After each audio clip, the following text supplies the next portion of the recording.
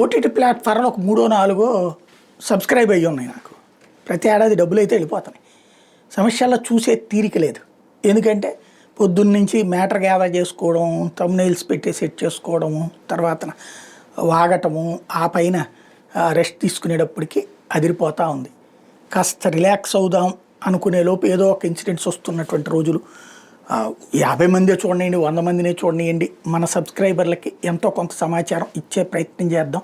ఈ టాపిక్ మన సబ్స్క్రైబర్లకి అందకపోతే ఎట్లా అనేటటువంటి అదొక పిచ్చ, అది ప్యాషన్ అనాలో అదో పిచ్చ అనాలో అలా సాగిపోతూ ఉంటుంది. దాంతో అవ్వట్లేదు. అయితే ఈ 4-5 రోజుల నుంచి సోషల్ మీడియాలో ఈ మయ్య సభ అన్నటువంటి దాని గురించి వస్తున్న చర్చ కారణంగా చూద్దామని ఆ ప్రోమోలు కాకుండా కాస్త ఒక ఎపిసోడ్ వరకు ఒక అరగంట టైం పెట్టి చూస్తే ఒకటి 2 ఎపిసోడ్లు. ఇందులో ఆయన చెప్పినట్టు సినిమాటిక్ లిబర్టీ తీసుకున్నాడు director. At the same time ఆ పరిణామాలలో రాజకీయం అట్లుండేది అనేది కరెక్ట్. రెడ్ల రాజకీయం, ఆ రెడ్ల రాజకీయాన్ని కాదనేటటువంటి కమ్మ రాజకీయం, ఇంకొక వైపున బెజవాడ ఏరియాలో ఆ కమ్మ రాజకీయానికి వాళ్ళ డామినేషన్కి తట్టుకోలేక వచ్చినటువంటి కాపు రాజకీయం కోస్తా మొత్తానికి మళ్ళీంది. ఇవన్నిట్లలో ఆ లక్షణాలు కనబడ్డాయి. ఎవరైతే ఆనాడు కమ్యూనిస్టు నాయకుడిని హత్య చేసినటువంటి కారణం యూనియన్ల గొడవ.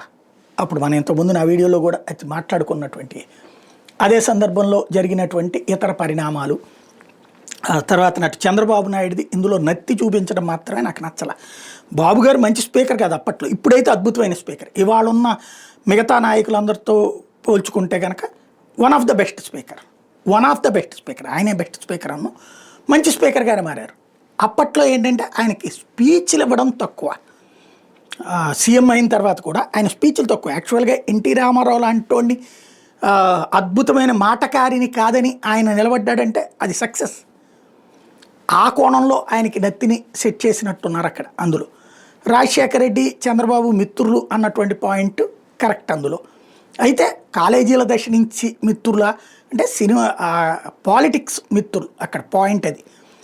తర్వాత మిగతా ఎపిసోడ్లు చూడాలా లేదా అన్నది తర్వాత చూస్తాను. కానీ బేసిక్గా ఇందులో కనిపించినటువంటి ఆ సందర్భాలైతే ఆనాడు జరిగే దాడులు ఇప్పుడు మనం మళ్ళీ రాబోయే రోజుల్లో చూడబోతున్నాం. ఇప్పటికే బిగిన్ అయిపోయినాయి, ఇంకా రాబోయే రోజుల్లో చూడబోతున్నాం. కాకపోతే ఇంకా కొన్ని కొత్త గ్రూపులు వస్తాయి, అంతకు మించి ఏం లేదు. ఎందుకంటే ప్రోత్సహిస్తున్నాం మనం. రౌడీ రాజకీయాన్ని ప్రోత్సహిస్తున్నప్పుడు ఆగుతుంది అనుకోవడం భ్రమ. కాకపోతే ఇక సమస్యల్లో ఒకటేంటంటే ఆ మధ్యలో కాస్త ఎంటర్టైన్మెంట్ కోసం హీరోయిన్లు అమ్మాయిలు పెట్టడం, ఇట్లాంటివి కొంచెం ఓవరాల్గా చూస్తే మయసభ అనేటటువంటిది ఆ పోలికలు ఉన్నాయి కాబట్టి వాళ్ళిద్దరిది అనుకోవడానికి అదేం బయోపిక్ కాదు. జస్ట్ వాళ్ళ పోలికలను టచ్ చేస్తూ టాక్టికల్గా డైరెక్టర్ దాన్ని క్యాచ్ చేసుకునే ప్రయత్నం చేస్తున్నారు. దాంట్లో కొంతమంది అన్నట్టు ఇక్కడ ఆ కులం ఎక్కువ, ఈ కులం తక్కువ అని ఏం లేదు. అది సినిమా చూస్తున్నప్పుడు నాకు సినిమాలాగానే కనిపించింది తప్పించి, అయితే ఆనాటి పరిస్థితులు టచ్ అయినా తప్పించి అది ఎవరినో ఏ కులాన్ని అవమానించినట్టుగా, ఏ కులాన్ని వెళ్ళి, కానీ ఆనాడు ఫేస్ చేసినటువంటి పరిస్థితులు ఉన్నాయి నిజంగానే. అవి అక్కడ టచ్ చేసుకొచ్చినటువంటి మాట వాస్తవం. ఆనాటి కాలమాన పరిస్థితులు అబ్జర్వ్ చేసిన ప్రతి ఒక్కరికి తెలుస్తుంది.